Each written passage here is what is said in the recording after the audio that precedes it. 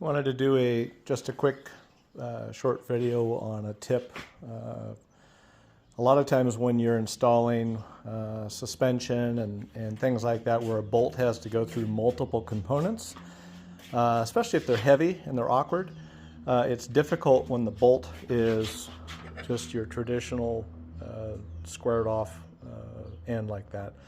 And I found that if you just get a grinder and you can, basically what I did was running the grinder, just put this at a tip and just constantly rotating it to get this point, it ends up kind of self-aligning. In this particular case, I had on my lower control arms, I had a brace that went from the front of my lower control arms up to the top of the upper control arms in the rear of the car, just an additional brace, and the factory bolts were too long or too short.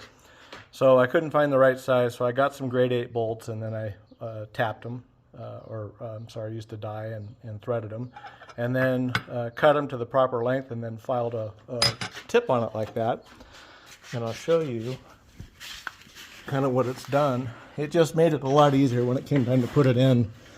So like on my sway bar, right, that I put in, that was pretty simple. It self-aligns and it was easier to do.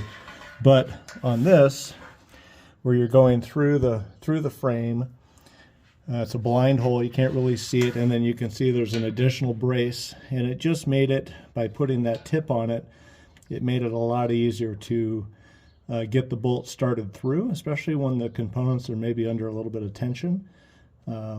It's an easy thing to do, and if it helps you, then that's the idea. Hope you have a great day.